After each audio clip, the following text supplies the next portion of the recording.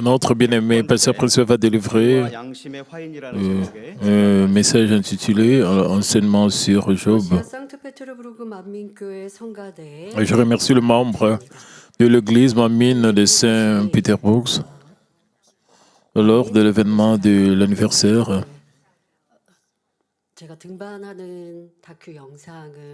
Il y avait un documentaire où j'étais en train de gravir les montagnes. Et pour moi, avec les gens, nous avons eu un temps de grâce en filmant cela. C'était vers mi-septembre, c'était pendant les vacances de Chuseok, d'Action de grâce. Et la météo avait dit qu'il allait pleuvoir ce jour-là. Alors, les membres de l'église m'ont dit, est-ce que nous allons toujours filmer? Parce que selon la météo, il allait pleuvoir. Et ce serait difficile pour que... c'était à la montagne de Pukan. C'était notre destination. Le chemin était un peu difficile. Alors, les ouvriers de l'église m'ont posé la question une fois, même deux fois, si nous maintenions le programme mais j'ai répondu que Dieu le Père va pourvoir. Nous sommes juste allés parce qu'il va nous donner un très bon climat, même les jours avant.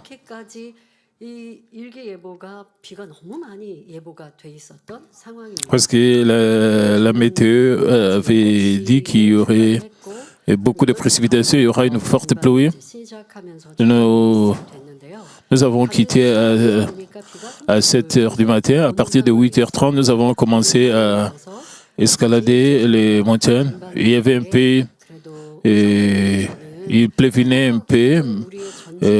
Et j'ai prié, Père, je voudrais montrer des moments heureux. Je ne vais pas montrer des moments difficiles aux membres. Nous voulons montrer aux membres une très belle atmosphère. Ça ne serait pas bien si j'escalade la montagne au milieu de la pluie. On ne va pas bien filmer. Père Dieu, s'il te plaît, agis de manière que ce soit les meilleures conditions. Même quand je gravissais les montagnes, je n'étais pas inquiète. Quand nous avons commencé à escalader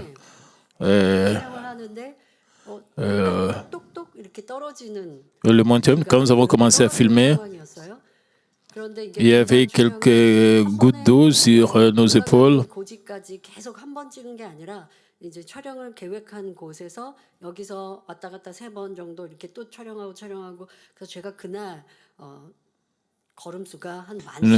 Nous avons filmé. Je devais beaucoup marcher pour qu'on puisse me filmer. Après avoir filmé une fois, il n'y avait plus de pluie, il n'y avait plus de gouttes de pluie. La pluie s'est arrêtée, j'étais très reconnaissante envers Dieu.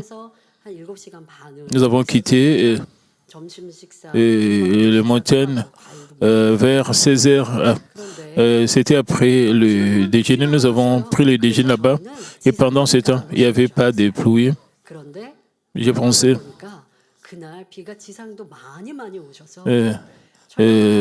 qu'en dehors de la montagne, il y avait, et j'ai réalisé qu'il y avait beaucoup de pluie. Et ceux qui connaissaient la situation s'inquiétaient à notre sujet parce qu'ils pensaient qu'il y avait beaucoup de pluie et il y avait une forte pluie. Pourquoi ils sont toujours sur la montagne? Parce qu'il y avait beaucoup de brume, de brouillard. Le producteur voulait avoir des brouillards tout autour de moi. C'est pour ça qu'il n'y avait pas ceux qui gravissent ces montagnes ce jour-là parce que les gens avaient peur de la montée. J'ai vu moins de 10 personnes quand nous gravissons la montagne. Il n'y avait pas beaucoup de gens. Et s'il y avait beaucoup de gens, on devait normalement nous arrêter au milieu de notre du filmage. Nous avons vu seulement quelques... Il y avait peu de gens. Il n'y avait pas beaucoup de gens qui passaient à côté de nous parce que et dans la vallée, nous avons vu un couple. Nous avons vu moins de 10 personnes quand nous filmions. Quand nous gravissions la montagne, il faisait frais. Et ces jours-là, il faisait un peu chaud, mais ces jours-là, il faisait frais. Et s'il ne faisait pas frais, je devais beaucoup souffrir, je devais beaucoup transpirer, mais c'était la meilleure. Il y avait peu de gens. La situation était vraiment appropriée pour que nous puissions bien filmer. C'est pour ça que nous pouvions bien filmer. Donc, Dieu le Père nous a donné un très bon climat et de très bonnes conditions. Et il n'y avait pas beaucoup de gens. Même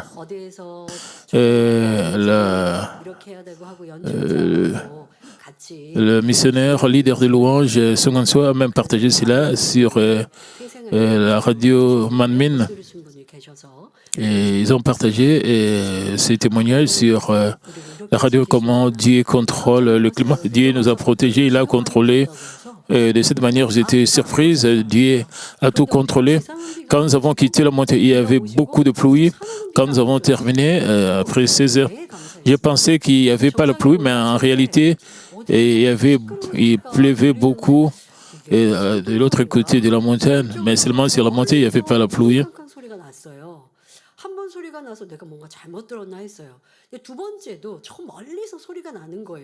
Il y avait des tonnerres, nous avons le son des tonnerres, nous avons entendu quelques sons quand nous sommes arrivés au niveau du sommet de la montagne. Et il y avait un peu de brouillard. C'était un peu mystérieux. Et quand nous voulions descendre, atteindre le bas de la montagne, en réalité, il pleuvait là-bas, en bas, mais avec la protection de Dieu. Et nous étions très contents. Dieu nous a protégés. Nous avons protégé. Nous avons filmé toutes ces scènes dans la vie de Manmin. Nous expérimentons toujours comment est-ce que Dieu nous garantit. Et le producteur a été très content parce que il est pianiste. Et il y avait des personnes qui filmaient avec leur caméra. Il y avait aussi la musique. Et ils ont tout monté. Et qui utilisait la caméra.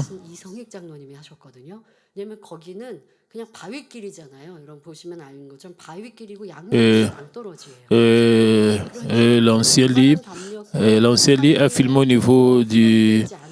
Parce que c'était un endroit rocaillé, il y avait beaucoup de rochers. Ils avaient besoin de quelqu'un qui peuvent bien gravir. Il devait me suivre. L'ancien lit a filmé au niveau... Parce qu'il y avait beaucoup de rochers, c'était comme une falaise. Il devait me filmer de loin. Et il est allé dans un endroit comme une falaise pour bien me filmer et pour avoir toutes ces scènes. Toute cette scène, c'était l'ancien lit. L'ancien lit m'a dit qu'il a escaladé plusieurs montagnes pendant le temps de la pandémie de Covid-19. Il y a des gens qui sont talentueux ici dans l'église Mamine.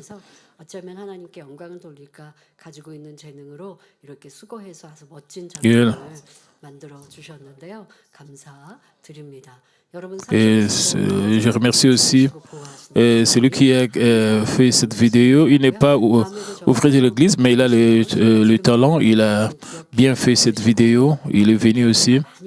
Quand vous regardez une fois de plus, souvenez-vous de mon témoignage. J'ai expérimenté et comment est-ce que Dieu a protégé le pays de Goshen. Je pense que vous aurez reçu parce qu'il pleuvait partout, mais celle-là où nous étions sur la montagne, il n'y avait pas de pluie. Dieu nous a protégés. Merci. Frères et sœurs, lors de la dernière session, Élie apparemment a reconnu l'honnêteté et la justice de Dieu en disant « Non, certes, Dieu ne commet pas l'iniquité, le Tout-Puissant ne viole pas la justice, mais si vous lisez entre les lignes et critiquez Job, il voulait dire « Dieu ne commet pas le mal ou l'injustice et juge précisément chaque personne selon ses actes. Et il t'a donné une telle détresse parce que tu es mauvais. » Et il condamnait toujours Job. Et ce faisant, il a affirmé si Dieu avait utilisé arbitrairement sa souveraineté, il aurait jugé le mal immédiatement. Je mentionnais que cette remarque reflète également la méchanceté des loups. Nous devons également réfléchir à nous-mêmes. Lorsque nous voyons d'autres personnes souffrir des troubles et des épreuves, et si nous pensons en fonction de son mode de vie quotidien, il n'est pas étonnant qu'il soit confronté à ces épreuves. Bien que vous puissiez penser que vous discernez la vérité, vous pourriez finir par les juger et les condamner sans connaître la volonté profonde de Dieu.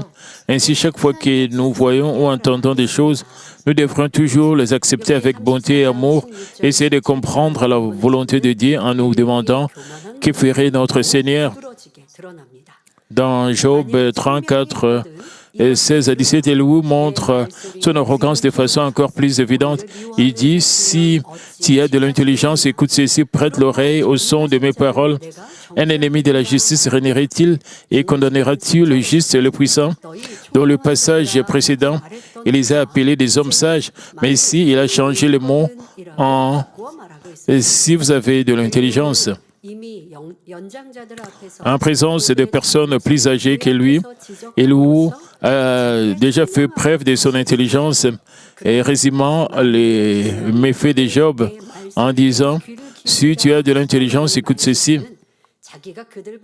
Élie a directement exprimé son point de vue selon lequel son intelligence était bien meilleure que la leur. Il a continué à les enseigner à nouveau en disant « Celui qui déteste la justice gouvernera-t-il » Et il voulait dire « Si Dieu n'avait pas de justice, comment pourrait-il gouverner ?» À savoir, Dieu est celui qui est juste. Élie a alors dit « Et condamnera-t-il le juste, le puissant ?» Et demandait à Job « Hé Job, est-ce que cela a du sens que tu condamnes le Dieu juste et tout-puissant ?» Il n'y a aucune erreur dans ces remarques d'un point de vue littéral, mais si vous admettez ce qu'il a dit, vous en arrivez à la conclusion que Job est une personne si méchante. Au contraire, si vous acceptez l'argument de Job, Dieu devient mauvais. Il est important de toujours discerner la parole de Dieu spirituellement. Comme nous le voyons dans 1 Corinthiens 2, 13, employant un langage spirituel pour les choses spirituelles. Sans l'aide du Saint-Esprit, nous ne pouvons pas comprendre la parole de Dieu. Bien qu'Élie ait connu la parole de Dieu par lui, il la discerna avec ses pensées charnelles. Incapable de comprendre la volonté de Dieu, il jugea et condamna Job avec témérité. À l'époque de Jésus aussi, les gens qui enseignaient la parole de Dieu persécutèrent Jésus en disant qu'il était possédé par un démon ou qu'il avait perdu la raison et finirent par le crucifier. Élie considérait considérait également sa connaissance comme tout. Alors qu'il évaluait, exaltait Dieu sur la base de cette connaissance, il condamna Job. Son but n'était pas d'exalter Dieu, il avait plutôt l'intention de condamner Job. Comme cela résultait de sa grande arrogance et de sa méchanceté, comment Dieu aurait-il pu les reconnaître comme justes? Même si Élihu n'avait pas péché en action ou commis les œuvres de la chair, il jugea et condamna Dieu et prétendit bien connaître la volonté de Dieu avec arrogance. Et comment cela aurait-il pu être considéré comme un péché mineur? Même si vous avez une grande connaissance de la parole, nous connaissons au sujet des choses de la chair, les œuvres de la chair, et vous pouvez dire que je n'ai pas commis les œuvres de la chair. Vous avez jugé et condamné les gens qui ont commis les œuvres de la chair. Et juger, condamner, c'est aussi un grand péché comme les œuvres de la chair, vous devez savoir cela. Même si vous avez une grande connaissance de la parole, eux que vous connaissez bien, et une personne ou une situation, cela ne suffit pas. En priant toujours, vous devez recevoir une inspiration précise de l'Esprit. Sinon, vous risquez de vous retrouver avec un grand péché de condamnation. Dans le passage suivant, Élihu a exalté Dieu avec un discours plausible. Job 34, 18 à 19 dit « Qui dit à un roi, qui proclame la méchanceté des rois et l'iniquité des princes, qui n'a point égard à l'apparence des grands et ne distingue pas les riches du pauvre, parce que tous sont l'ouvrage de ses mains. » Il est tout à fait naturel pour nous d'exalter Dieu, le Créateur, en tant que c'est le Créateur, et c'est une bonne chose. Combien nous devons être anodins et insignifiants devant Dieu qui a créé toutes choses qui existent. Ainsi, Élihu a dit que Dieu dit à un roi indigne, c'est-à-dire que même les rois n'ont aucune valeur, aucune utilité devant Dieu. Il a également mentionné que Dieu ne montre aucune partialité envers le prince, ce qui signifie que Dieu n'accorde pas à quelqu'un une faveur spéciale simplement parce qu'il est de la royauté. Dieu ne considère pas le riche comme supérieur au pauvre. Signifie, il n'accorderait pas plus d'intérêt ou de meilleur traitement aux riches qu'aux pauvres. Élihu a ajouté que quelqu'un soit un prince ou qu'il soit riche ou pauvre, ils sont tous des créatures de Dieu. Comme l'a déclaré Élihu, Dieu ne fait de discrimination à personne, qu'une personne soit de la royauté, qu'elle ait des connaissances, qu'elle soit pauvre ou riche. Dieu voit son cœur intérieur et agit dans sa justice.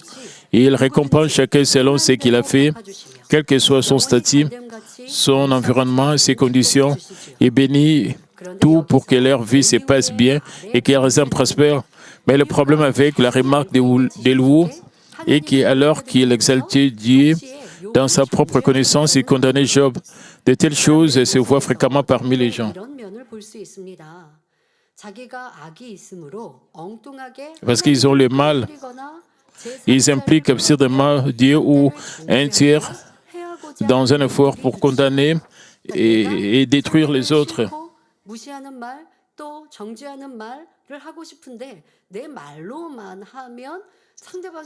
Ils voudraient juger les autres, mais quand ils disent des choses que les autres ne vont pas reconnaître, et parfois ils mentionnent la parole de Dieu pour soutenir des affirmations, ou ils mentionnent les paroles d'une autre personne, puisqu'il a dit ceci, c'est pour ça que j'ai raison. Comme Élihu a exalté Dieu avec un cœur mauvais pour condamner Job, il a fait des commentaires absurdes. Et tout ce que vous dites, il y a quelques intentions dans vos paroles. C'est très important de connaître l'intention des paroles de quelqu'un. Élihu n'avait pas l'intention d'exalter Dieu, mais en réalité, son but, son objectif était de détruire Job, de dénigrer Job. Élie a affirmé que parce que Dieu est exalté et élevé, il dirait à un roi sans valeur, bon à rien, et au noble, méchant. Mais ce n'est pas vrai. Par exemple, Dieu a reconnu David comme un homme selon son cœur, l'a fait roi et s'attendait à ce que le peuple l'aime et lui obéisse. Il voulait également que toute la nation fasse confiance à Samuel et le suive qu'il a directement désigné pour être leur juge. Et telle était la volonté de Dieu. Dieu veut aussi que nous soyons tous bénis physiquement et spirituellement, comme il a promis dans Deutéronome 28. Il veut que nous gardions le commandement et que nous soyons bénis, que nous entrions ou que nous sortions. Il veut que nous devenions la tête et que nos lieux de travail et nos entreprises soient bénis. Il ne veut pas que nous restions simplement des laïcs dans l'Église, mais que nous devenions des leaders reconnus. Si vous êtes promis des statuts de diacre ou de diaconesse à celui d'anciens ou de grandes diaconesses et que vous aidez les royaumes de Dieu, combien Dieu serait heureux. Mais Élie a jugé que Dieu rabaissait ce qu'il reconnaissait. Et quelle arrogance de la part d'Élie. Nous ne devrions pas interpréter la volonté de Dieu selon nos propres pensées, ni impliquer Dieu dans la condamnation des autres. Certaines personnes, en suivant leur intérêt, ils mentionnent le parole du berger pour soutenir leur déclaration. Le berger a dit ceci, j'ai juste obéi. Je suis dans cette situation.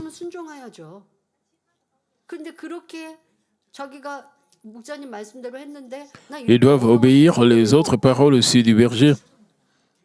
Ils ne doivent pas donner des excuses quand ils sont dans des difficultés parce qu'ils n'ont pas obéi au berger. Ils ne doivent pas déshonorer Dieu aux yeux de Dieu.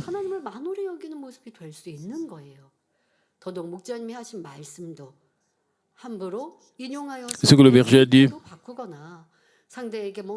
ils ne doivent pas mentionner cela en recherchant leurs propres intérêts ou pour enseigner les autres, pour insister sur leur propre avis.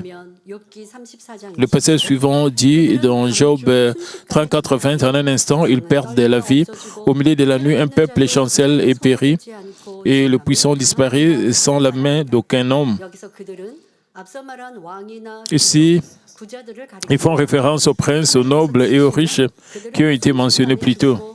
Il voulait dire, une fois que Dieu les aura frappés, ils mourront immédiatement. Les gens seront ébranlés, mourront. Même les personnes ayant de l'autorité seront complètement éliminées, sans intervention humaine. C'était essentiellement une malédiction contre Job. Il a prononcé une remarque terrifiante disant, « Job, tu étais l'un de ces nobles et tu étais bien traité, mais maintenant, tu es devenu malheureux à cause de ta méchanceté. Ainsi, Dieu ne te traite pas avec respect. Bientôt, il t'enlèvera immédiatement la vie. » Et frères et sœurs, Dieu balaye-t-il facilement les hommes et enlève-t-il de vie, les considérant comme sans valeur? Non. Et Dieu a dit dans Ésaïe 49:15, « Une femme oublie-t-elle l'enfant qu'elle allait? N'a-t-elle pas pitié du fruit de ses entrailles? Quand elle oublierait, moi, je ne t'oublierai point. » L'amour d'une mère pour son enfant en bas âge est plus profond que tout autre amour. Mais l'amour de Dieu pour les âmes ne peut être comparé à une telle maternité. Dieu a créé chacun de nous à son image, puisqu'il nous a rachetés par le sang de son Fils unique Jésus, et il nous chérit plus que toute la création, même si nous avons encore du mal et un changement de cœur, un changement d'avis. Il ne nous déteste pas. Ayant pitié de nous, il veut nous donner une chance du salut et de toute façon. Élie ne comprenant pas un tel amour de Dieu et la vérité, il a donné une explication sur ce qu'est Dieu en se basant sur ses mauvaises pensées. Il en va de même pour le verset suivant. Job 34, 21-22 dit, car Dieu voit la conduite de tous. Il a les regards sur le pas de chacun. Il n'y a ni ténèbres ni ombre de la mort où puissent se cacher ceux qui commettent l'iniquité. Dieu observe chacune de nos paroles et de nos actions à tout moment et en tout lieu. Il connaît toutes nos pensées et ce que nous abritons dans notre cœur. Alors que les hommes peuvent être trompés, Dieu ne peut jamais être trompé. Elihu a dit à ce sujet, car Dieu voit la conduite de tous, il a les regards sur le pas de chacun. Il a également mentionné, il n'y a ni ténèbres ni ombre de la montagne où puissent se cacher ceux qui commettent l'iniquité.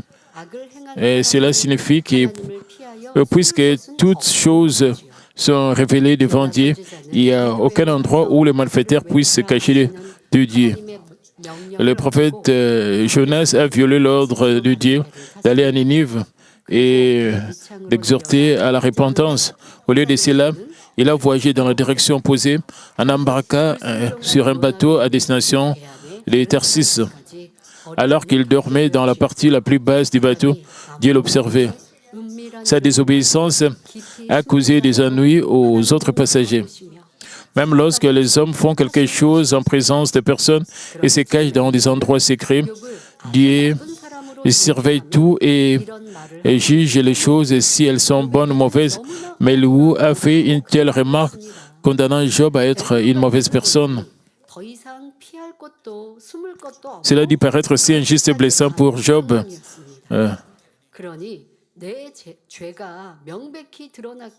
En regardant Job, Elihu a constaté qu'il n'avait aucun endroit où se cacher, que la situation ne pouvait pas empirer. Il a donc accusé Job, et la situation ne pouvait qu'empirer.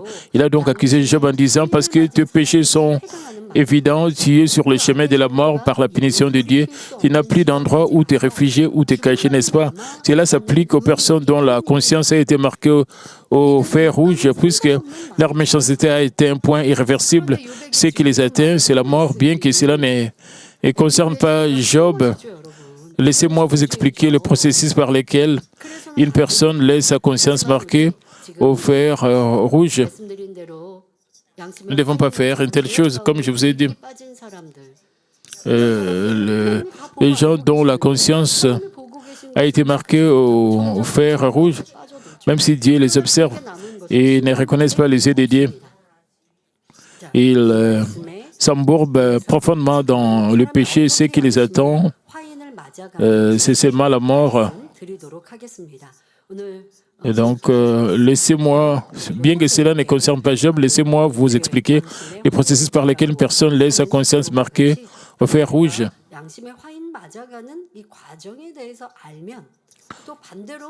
Et nous allons parler du processus où la conscience d'une personne est marquée au fer rouge. 1 Timothée 4, 1 à 2 dit, mais l'Esprit dit expressément que dans le dernier temps, quelques-uns abandonneront la foi pour s'attacher à des esprits séducteurs et à des doctrines de démons.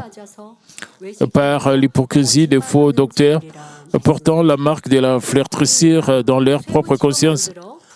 Un fer marqué est fait de métal et chauffe, et fait de métal et chauffé au feu. Auparavant, les gens marquaient les bétails ou les esclaves avec un fer rouge pour montrer qui leur appartenait, ou ils marquaient les corps des criminels en guise de punition. Comme lors de la dynastie des Joseon, quand nous voyons ces séries historiques, les criminels avaient leur corps avec du cachet.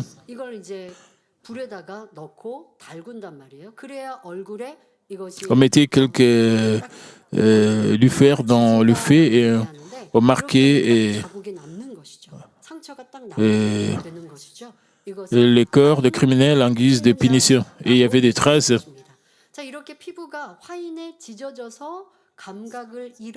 Et quand la peau d'une personne brûlée par un fer marqué, ses sens sont perdus spirituellement. Lorsqu'une personne a volontairement commis des péchés, sa conscience devient engourdie au point que cela est irréversible. De nos jours, comme les gens ont été lourdement imprégnés de péché, ils perdent progressivement le discernement. Même ce qui était considéré comme extrêmement honteux dans le passé est fait et dit avec assurance de nos jours. Même les gens du monde font cela. Les hommes de vérité ne devront pas faire cela. Même si les mondains, les païens font cela, nous ne devons pas faire cela. Nous devons toujours être vigilants au sujet des péchés du mal. Nous devons toujours nous sentir... nous devons voir le fardeau quand nous commettons le péché pour nous repentir. Et si nous devenons insensibles au péché, si notre conscience devient comme les gens dont la conscience est marquée au fer de... Si les gens n'ont pas de sentiment de culpabilité, même après avoir commis des péchés, cela signifie que leur conscience est marquée au fer rouge. Et lorsqu'une personne commet un péché pour la première fois, il attend sa conscience, je ne devrais pas faire cela. Même mesure qu'il ignore cette voie et accepte le péché petit à petit, sa conscience s'engourdit progressivement. Plus tard, s'il commet un péché grave, il n'a aucun scrupule à le faire. Premièrement, ils perdent la plénitude du Saint-Esprit et perdent la joie. C'est de cette manière que nous ressentons comment est-ce que le Saint-Esprit contrôle nos cœurs. Même les païens ont la conscience. Ils sont accablés, affligés. Et avant de devenir insensibles, ils peuvent entendre de leur conscience.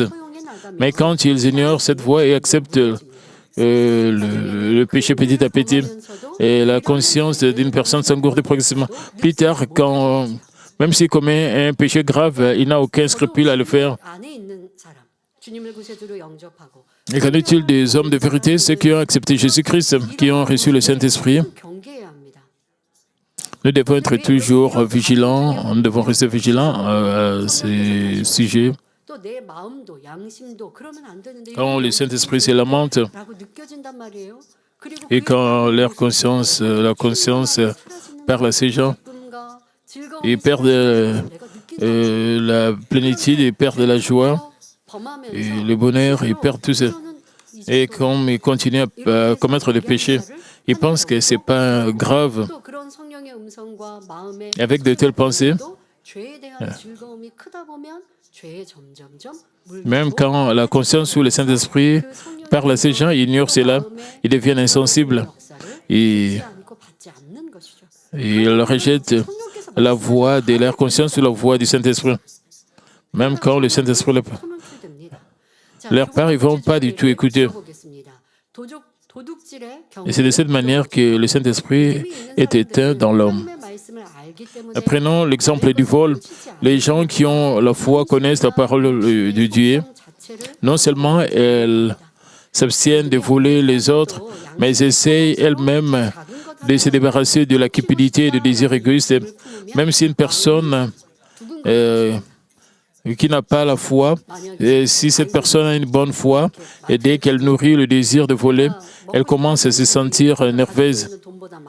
Il va dire, cette personne va au supermarché, et cette personne veut voler comme un petit enfant. Et s'ils veulent voler, et leur cœur commence à se battre rapidement parce qu'ils ont un désir de voler. Et leur cœur commence à battre rapidement. Et lorsqu'il va plus loin et décide de voler, il ressent un sentiment de culpabilité. Et parce qu'il ne l'a pas réellement commis, et il se sent particulièrement nerveux à ce stade. Et il se demande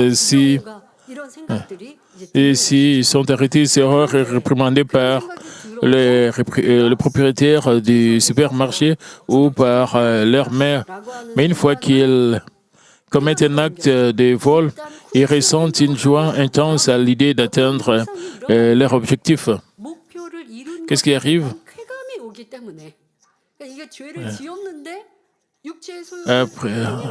Après avoir commis l'acte de vol, même après avoir commis les œuvres de la chair, ils ont ces plaisirs charnels. Alors, la nervosité diminue de moitié. Avant, ils avaient peur. Et ils peuvent être recommandés par leur mère ou le propriétaire de la boutique ou du magasin.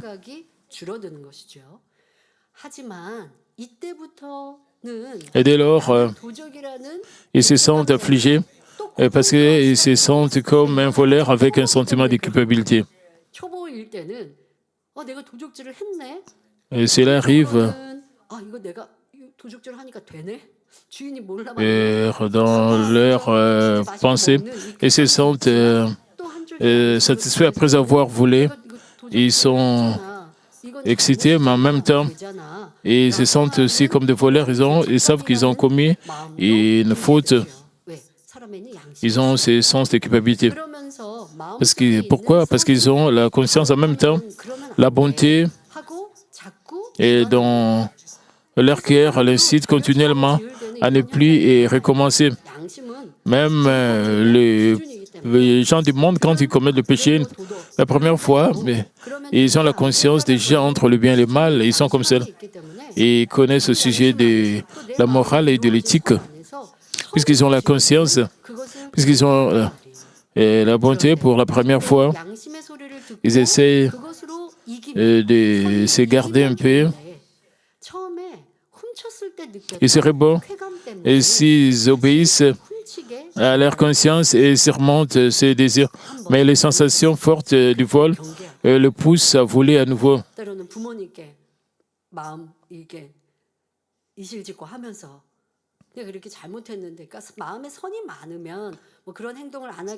Ils devaient confesser leurs péchés à leurs parents, ses enfants, mais après avoir volé, après avoir commis quelque chose de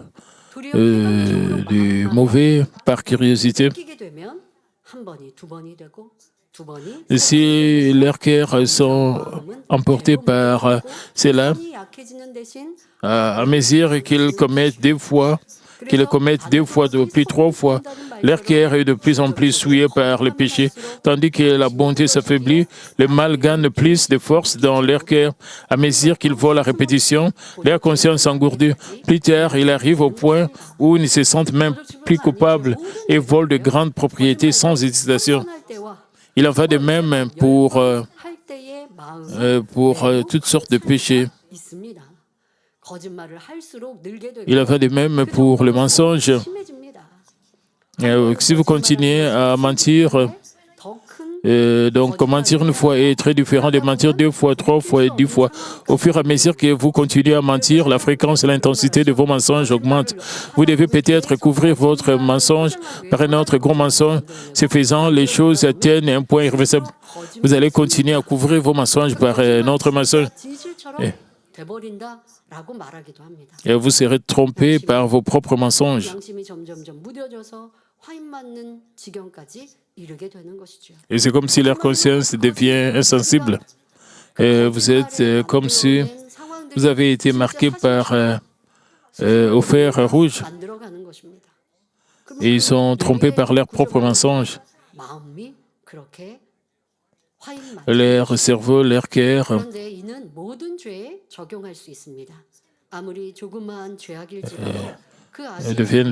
cela peut s'appliquer à toutes sortes de péchés, même si vous avez des péchés mineurs et du mal. Une fois qu'ils grandissent, vous êtes vaincu par Satan et tombé dans un marécage profond de péchés dont vous ne pouvez pas vous échapper par vous-même. Finalement, vous finissez par avoir la conscience marquée au fer rouge. Le péché que vous avez commis dans le passé, et pensez, c'est là basé sur le message. Vous vous souvenez de la situation? Vous avez commis les œuvres de la chair avec votre copain ou votre copine. Et la même situation peut encore y apparaître. Au début, vous vous sentez énervé et le Saint-Esprit était en train de frapper à la porte de votre... Quand vous commettez cela 2 fois, 3 fois, et vous ne vous sentez plus coupable au sujet de ce que vous avez fait. vous vous sentez confiant, vous êtes confiant.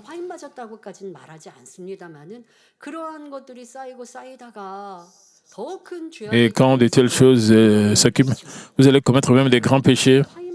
Et vous êtes insensible même aux grands péchés.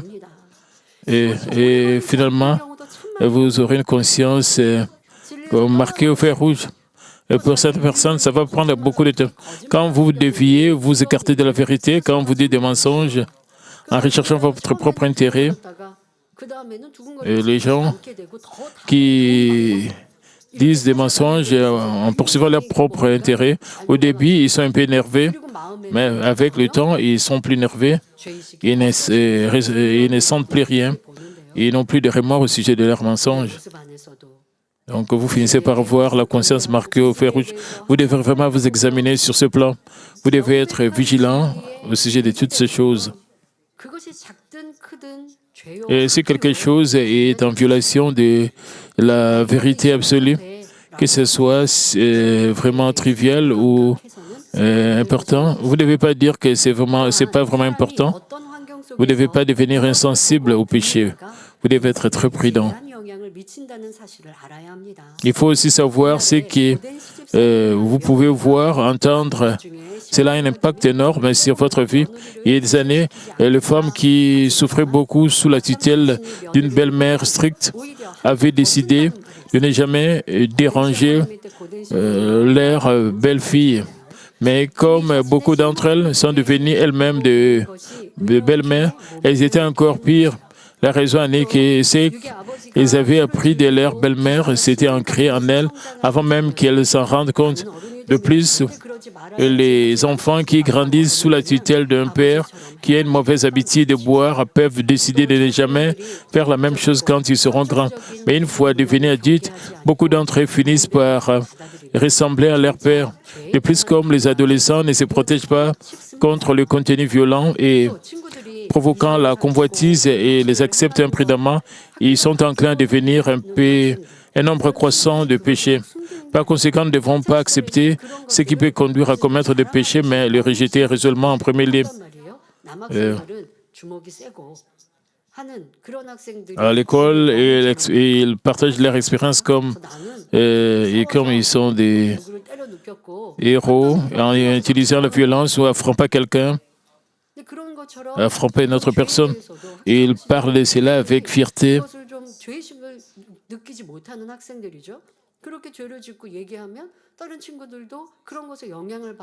Et en partageant leur expérience avec fierté, les autres collègues sont affectés. Ils pensent que c'est quelque chose de très bien.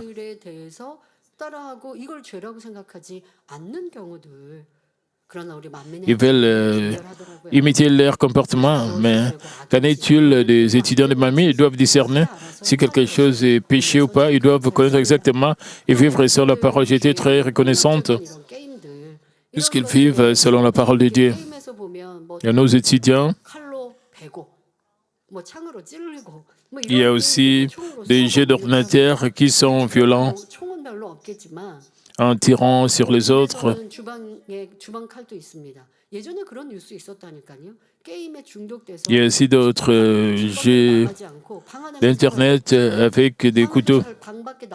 Des couteaux, nous avons eu quelques nouvelles des gens qui restent dans leur chambre pendant toute la journée, jouant seulement aux jeux d'Internet. Leurs mères doivent venir même dans leur chambre pour leur servir le repas. Et ils deviennent accros même en devenant adultes parce qu'ils ont commencé cela depuis qu'ils étaient élèves.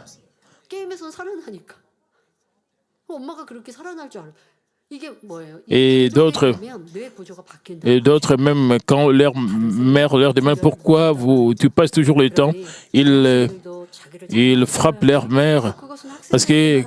Et c'est comme ça qu'ils sont affectés par ces jeux d'Internet. Ce n'est pas seulement au sujet des élèves ou des étudiants, mais même au sujet des adultes. Ce que vous voyez, ce que vous expérimentez et tout ce que vous faites, cela peut affecter votre vie. Vous ne devez pas faire que votre cœur soit souillé par le péché selon votre décision. Par conséquent, nous ne devons pas accepter ce qui peut nous conduire à commettre des péchés, mais les rejeter résolument, en premier lieu, spécialement les adultes. Vous ne devez jamais que vos cœurs soient souillés par le péché. Vous devez vous purifier de tous ces péchés avec de prières ardentes. Vous devez purifier votre cœur de péché du mal. Si vous continuez à accepter la contre-vérité, votre cœur peut de nouveau être souillé par le péché, le mal.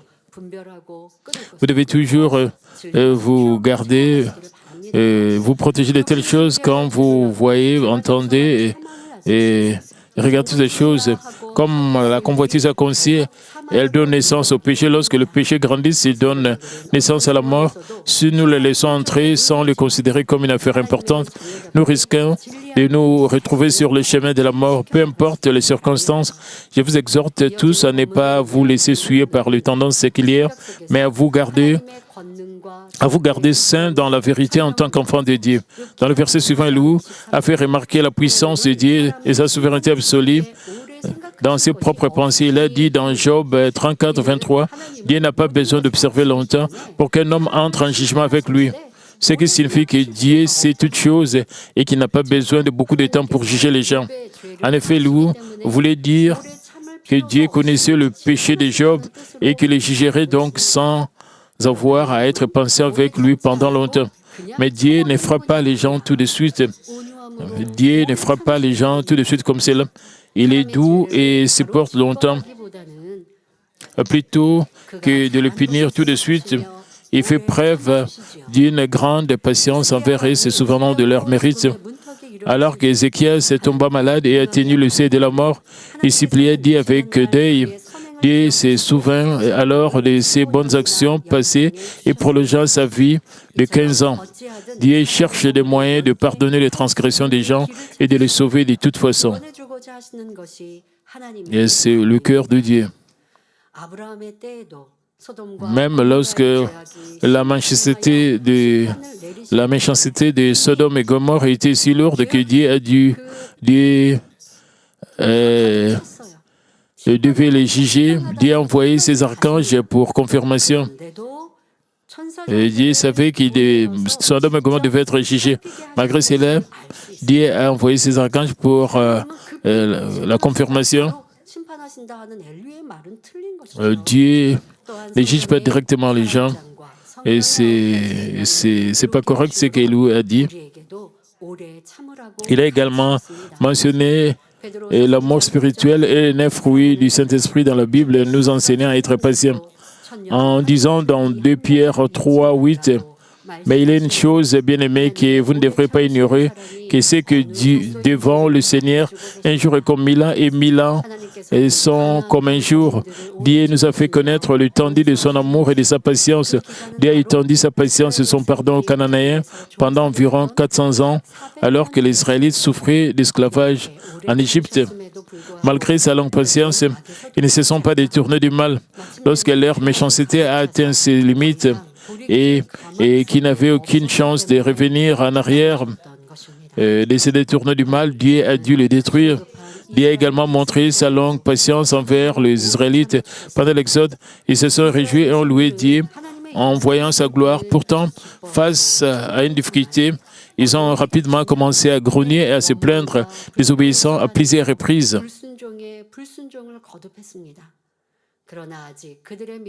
Mais sachant que leur foi n'était pas parfaite, comment Dieu a-t-il travaillé et a-t-il agi pour eux?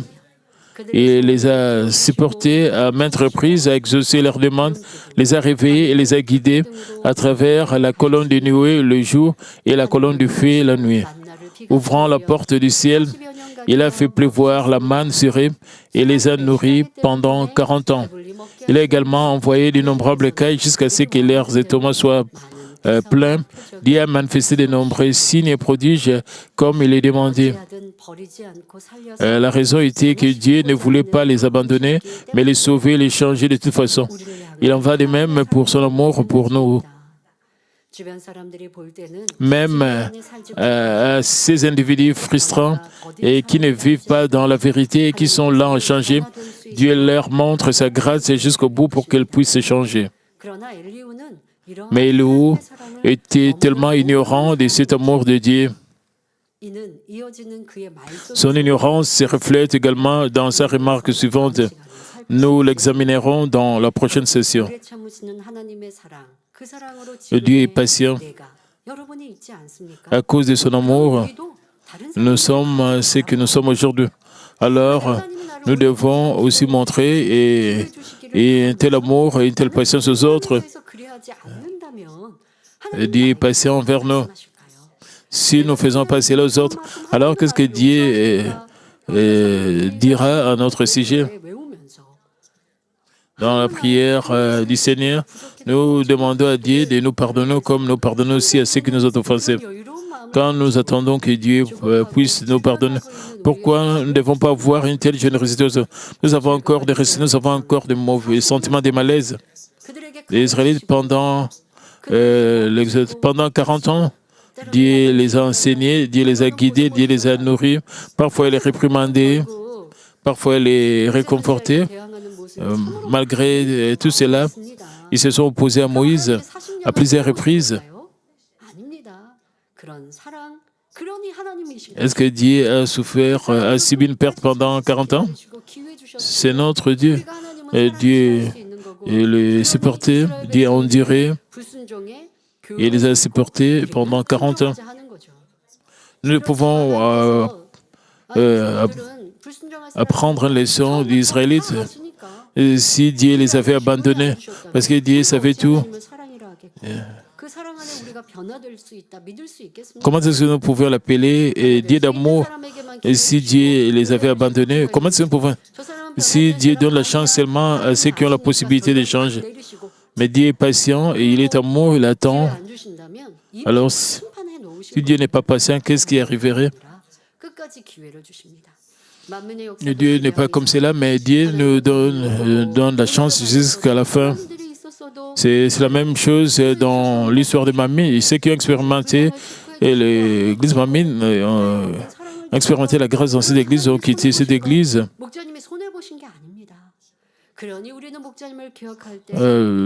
Dieu n'a pas subi de pertes, le berger n'a pas subi de pertes. Quand nous nous souvenons de notre berger, comment est-ce que notre berger est ressemblé à Dieu? Le berger ne les a pas jugés, ne les a pas condamnés, parce que certains allaient le trahir. Nous nous souvenons de notre berger comme quelqu'un qui aimait seulement les gens. Il attendait que les autres... Nous devons aussi montrer notre patience et notre amour envers les autres. Au lieu de calculer si cette personne va changer ou non, nous ne devons pas faire cela. Nous devons croire, même les gens qui semblent ne pas changer, nous devons croire et nous attendre que ces gens vont aussi changer. Même si l'autre personne ne change pas, ce n'est pas une perte pour nous. Dieu va nous reconnaître comme des gens qui abondent dans l'amour et Dieu va nous exalter. Et Dieu va faire que nous soyons honorés au ciel. Nous devons nous souvenir de cet amour. Nous devons vraiment nous efforcer à imiter l'amour et la patience de Dieu. Laissez-moi conclure le message, frères et sœurs. Une fois que nous comprenons clairement comment nous sommes souillés par le péché, nous pouvons également faire le processus inverse. Lorsque les gens commettent des péchés, au début, ils se sentent énervés et effrayés, mais comme cela s'est produit à plusieurs reprises, ils se sentent moins coupables.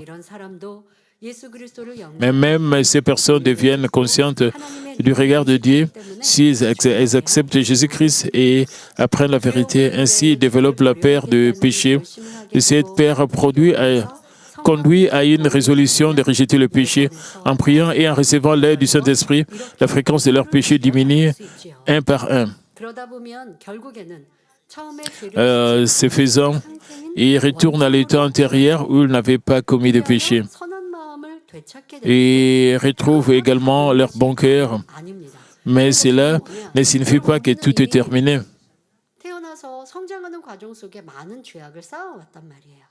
Après notre naissance, quand nous grandissons, nous avons commis beaucoup de péchés.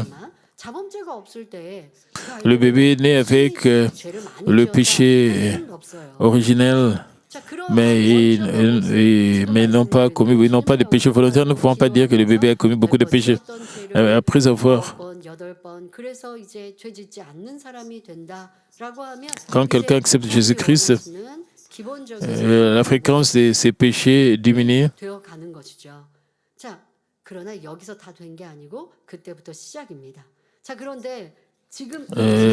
Cela ne signifie pas que tout est terminé, c'est juste le commencement, c'est un processus.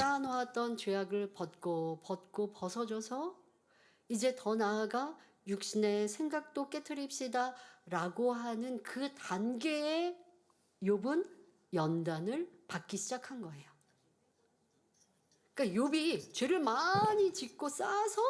point où Job a commencé à avoir des épreuves, Job n'est pas passé par des épreuves parce que c'est pas qu'il a commis, il a accumulé de péchés. Job n'a pas commis les œuvres de la chair. Il n'avait pas aussi beaucoup de choses de la chair. Il avait le mal original dans son cœur, il ne pouvait pas découvrir cela. Dieu a fait qu'il puisse découvrir cela à travers les épreuves. C'est comme si vous étiez au 3e niveau de la foi. Vous avez commencé à rejeter les choses de la chair et le passé change. Alors vous devez circoncire votre cœur. Vous devez réaliser le mal original dans votre cœur et rejeter cela.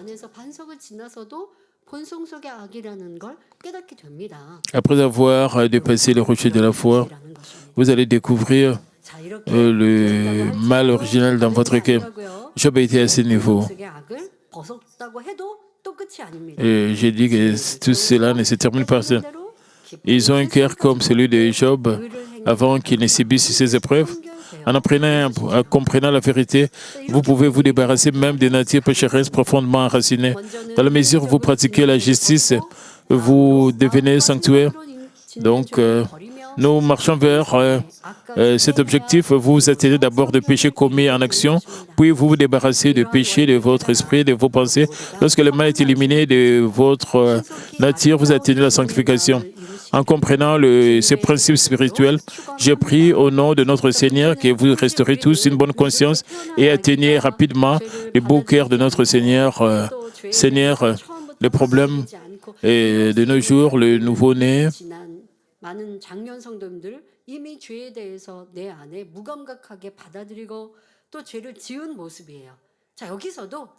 vous avez déjà commis beaucoup de péchés, la plupart d'entre vous.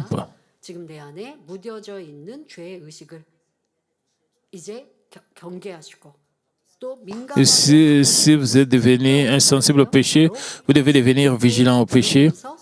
Vous devez écouter la parole en écoutant la parole. Vous devez découvrir vos péchés, vous devez les rejeter à travers la prière. Vous devez demander à Dieu de vous aider pour rejeter. Vous devez dire, Père Dieu, aide-moi à déraciner tous ces péchés. Vous avez la haine, l'autre personne aussi a la haine. Vous ne prenez pas votre haine au sérieux, mais quand vous voyez la haine de l'autre personne, vous prenez cela au sérieux. Vous ne réalisez pas la haine qui est en vous. Vous ne réalisez pas le maître spirituel qui est en vous, mais vous regardez seulement la haine qui est dans les autres. Vous devez faire que votre conscience devienne de plus en plus sensible. Et quand vous mettez en colère, quand vous êtes irrité, vous pouvez penser que ce n'est pas grave.